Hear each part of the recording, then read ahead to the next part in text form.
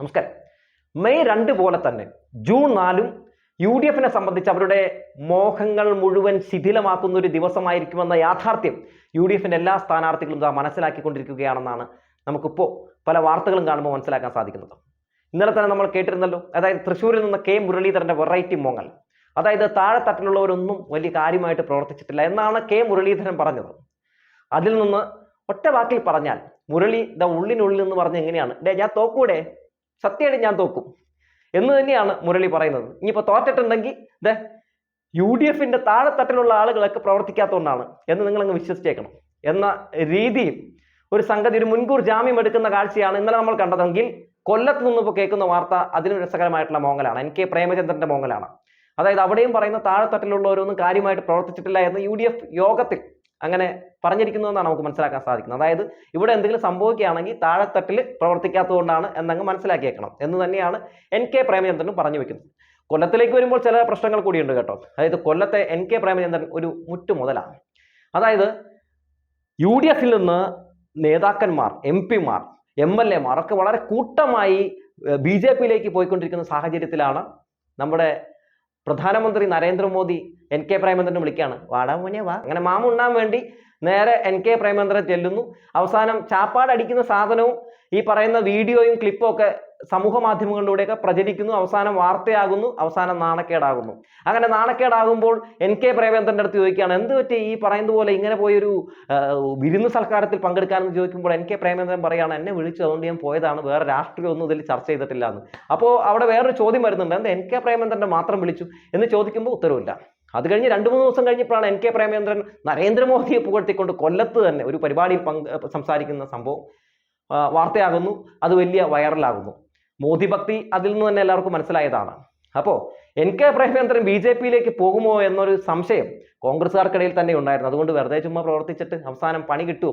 അല്ല, അതാണല്ലോ ചരിത്രം. അതായത് പണ്ട് നമ്മുടെ IT സെല്ലിന്റെ ചുമതല അനിൽ K. ആന്റണിക്ക് കൊടുത്തു. അവസാനം അനിൽ K. ആന്റണി സകലമാന ഇതിന്റെ ആണിക്കല്ല് വരെ ഊരിക്കൊണ്ട് BJP-യിലേക്ക് പോയ കാഴ്ചയൊക്കെ കണ്ടതാണ്. അപ്പോൾ വെറുതെ പണിയെടുക്കണമെന്ന് ഓർത്തിട്ട് പണിയെടുക്കാതിരുന്നതാകും. പിന്നെ അത് മാത്രമല്ല, ഈ പറയുന്ന NK പ്രേമചന്ദ്രൻ മുകേഷിനെതിരെയൊക്കെ ഉയർത്തിയ പരിഹാസമൊക്കെ നമ്മൾ കണ്ടതാണ്.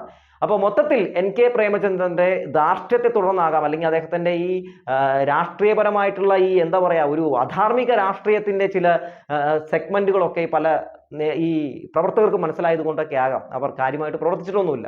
ഇനിയിപ്പോൾ ഇന്ന് വേറെ രസകരമായുള്ള സംഭവം കൂടി ഉണ്ടായി. അതായത് KC വേണുഗോപാൽ ഓടിച്ചാടി ഇറങ്ങി വരുന്ന സമയത്ത് മാധ്യമങ്ങളൊക്കെ നേരെ KCയുടെ അടുത്തേക്ക് വന്നു. അപ്പോൾ KCയുടെ അടുത്ത് ചോദിക്കുകയാണ്, KC, ഈ രാഹുൽ ഗാന്ധി ഈ പറയുന്നത് പോലെ റായ്ബറേലിയിൽ മത്സരിക്കാന്ന് കേട്ടല്ലോ. അപ്പോൾ അങ്ങനെ റായ്ബറേലിയിൽ എന്താ മത്സരിക്കുന്നത് വെച്ചിട്ടുണ്ടെങ്കിൽ അവിടെ ഈ പറയുന്നത് പോലെ നമുക്കറിയാമല്ലോ, ഒരുപാട് വൈകാരികമായിട്ടുള്ള കുറെ സംഗതികളൊക്കെ ഉള്ള സ്ഥലമാണെന്നൊക്കെ രീതിയിലൊക്കെ KCയൊക്കെ തള്ളി മുറയ്ക്കുകയാണ്. അതിനിടയിൽ മാധ്യമപ്രവർത്തകൻ ചോദിക്കുന്നുണ്ട്, അല്ല എന്താണ് ഈ അമേഠിയിൽ മത്സരിക്കാത്തത്, അവിടെ സ്മൃതി ഇറാനി വെല്ലുവിളിച്ചതല്ലേ, അപ്പോൾ അവിടെ പോയല്ലേ മത്സരിക്കേണ്ടതെന്ന് ചോദിക്കുകയാണ്. അങ്ങ് ഇഷ്ടപ്പെട്ടില്ല. അപ്പോൾ എന്തായാലും അവിടെ എന്തെങ്കിലുമൊക്കെ ജയിച്ച് അങ്ങ് പോകണം. അതുകൊണ്ട് ഈ മുതലിനെ എല്ലായിടത്തും കൊണ്ടുപോയി നിർത്തുക എന്നുള്ളതാണ് ഏറ്റവും പ്രധാനപ്പെട്ട കാര്യം. അവിടെ കിടന്നങ്ങ് ഉറഞ്ഞു തുള്ളുകയാണ്. എന്നിട്ട് ഒരൊറ്റ ഓട്ടം, ആ ഓട്ടം ഒന്ന് കാണേണ്ട കാഴ്ചയാണ്. എന്തായാലും ആ ചോദ്യങ്ങൾക്ക് മുമ്പിൽ വളരെ അസഹിഷ്ണുതയോടെ നിൽക്കുന്ന KC വേണുഗോപാലും മാധ്യമപ്രവർത്തകർക്ക് ചോദ്യം പോലും ചോദിക്കാൻ കഴിയാത്ത രീതിയിൽ ചോദ്യം ചോദിച്ചു തുടങ്ങുമ്പോൾ തന്നെ കയറി വെടിപൊട്ടിക്കുന്ന KCയുടെ ആ ഒരു തുള്ളൽ മാർഗം കളി നമുക്കൊന്ന് കാണാം. ആ തീരുമാനം ഞങ്ങളുടെ പാർട്ടിയുടെ ലീഡർഷിപ്പ് നേരത്തെ ചർച്ച ചെയ്തതാണ്. അമേഠി റായ്ബറേലി സീറ്റുകൾ, ആ സീറ്റുകളുടെ തീരുമാനമെടുക്കാൻ കോൺഗ്രസ് അധ്യക്ഷനെ ചുമതലപ്പെടുത്തിയിരുന്നു. കോൺഗ്രസ് പാർട്ടി സീനിയർ നേതാക്കന്മാർ ആലോചിച്ച് രാഹുൽ ഗാന്ധി റായ്ബറേലിയിൽ മത്സരിക്കണമെന്ന് തീരുമാനിക്കുകയായിരുന്നു. അത് അദ്ദേഹം അനുസരിച്ചു. പാർട്ടി പറഞ്ഞ കാര്യം അദ്ദേഹം അനുസരിക്കുകയായിരുന്നു. നിങ്ങൾക്ക് എപ്പോഴും അങ്ങനെയാണല്ലോ. രാഹുൽ ഗാന്ധി റായ്ബറേലിയിൽ ഒളിച്ചോടി. ആദ്യം UP-യിൽ മത്സരിക്കുന്നില്ല, ഒളിച്ചോടി. ഭാരത് ജോഡോ യാത്ര നടത്തിയപ്പോൾ UP-യിലോട്ട് പോയില്ല. ഇപ്പോൾ UP മത്സരിക്കുമ്പം സുരക്ഷിത മണ്ഡലമാണോ? അപ്പോൾ റായ്ബറേലി സുരക്ഷിതമാണല്ലേ? അതിനകത്ത് വൈകാരികമായി ഇന്ദിരാഗാന്ധി പ്രതിനിധാനം ചെയ്തൊരു മണ്ഡലമാണ് റായ്ബറേലി. ഇതുവരെ അവിടെ സോണിയാഗാന്ധിയായിരുന്നു പ്രതിനിധീകരിച്ചിരുന്നത്. അമേഠിയും റായ്ബറേലിയും രണ്ടും ഞങ്ങൾക്ക് തുല്യമായിട്ടുള്ള പ്രധാനപ്പെട്ട മണ്ഡലങ്ങളാണ്. പക്ഷേ രണ്ടും തമ്മിൽ റായ്ബറേലിക്ക് ഒരു പശ്ചാത്തലമുള്ളത് ഇന്ദിരാഗാന്ധി പ്രതിനിധാനം ചെയ്തൊരു മണ്ഡലം എന്ന നിലയിൽ അത് രാഹുൽ ഗാന്ധി പ്രതിനിധാനം ചെയ്യുന്ന പാർട്ടി തീരുമാനിക്കുകയായിരുന്നു. സോണിയാഗാന്ധിയും പ്രതിനിധാനം ചെയ്തൊരു മണ്ഡലം അവർ മാറിയപ്പോൾ, അവർ രാജ്യസഭയിലോട്ട് പോയപ്പോൾ അത് രാഹുൽ ഗാന്ധി എന്ന് തീരുമാനം. ഇതിനപ്പുറം വേറെ ഒരു തീരുമാനവും അതിനകത്ത്. അല്ല, അവര് ചോദിക്കുന്നതാണോ നിങ്ങൾ ചോദിക്കാൻ ഉദ്ദേശിക്കുന്നതെങ്കിൽ വിഷമിക്കാതിരിക്കും. കേരളത്തിൽ ചോദ്യം വരുന്ന ഒരു പ്രശ്നവും ഞങ്ങൾക്കില്ല. അങ്ങനെ ഒരു ചോദ്യത്തിനൊന്നും ഒരു ഇത് രാജ്യം പിടിക്കാൻ വേണ്ടിയുള്ള ഇലക്ഷനാണ്. അതിന്റെ വേവലാതി എല്ലാവർക്കും ഉണ്ടാവും. ഞങ്ങൾ യു പിയിലടക്കം കോൺഗ്രസ് പാർട്ടിക്ക് അനുകൂലമായിട്ടുള്ള ഇന്ത്യ സഖ്യത്തിന് അനുകൂലമായ സാഹചര്യങ്ങൾ വരുന്ന സാഹചര്യത്തിൽ ഞങ്ങൾ പോരാട്ടത്തിലാണ്. ഞങ്ങൾക്ക് രണ്ടും വയനാടും അമേഠിയും റായ്ബറേലിയും ഒക്കെ പ്രധാനപ്പെട്ട മണ്ഡലങ്ങളാണ്. അതിലൊക്കെ യുക്തമായ തീരുമാനം യഥാസമയത്ത് പാർട്ടി എടുക്കും. ജനങ്ങൾക്ക് യാതൊരു ബുദ്ധിമുട്ടുണ്ടാവാത്ത രീതിയിൽ. കണ്ടല്ലോ KC വേണുഗോപാലിന്റെ ഓട്ടം. എന്തായാലും ഇലക്ഷൻ കഴിയുമ്പോൾ ഇതുപോലെ കൂട്ടായിട്ട് ഒന്നുകൂടി കിടന്നോടാം.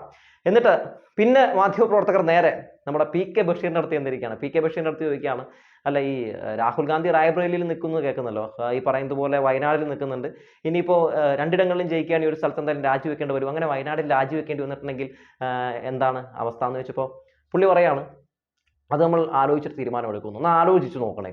അതായത് ഇന്ത്യ മുന്നണിയുടെ ഏറ്റവും ശക്തയായ ഒരു നേതാവാണ് വയനാട്ടിൽ മത്സരിക്കാൻ ഇറങ്ങിയത്, അതും ഈ പറയുന്ന ആനി രാജയെ തോൽപ്പിക്കാൻ വേണ്ടി രാഹുൽ ഗാന്ധി എന്ന ദേശീയ നേതാവ് ഇവിടെ വന്ന് നിൽക്കുന്നു.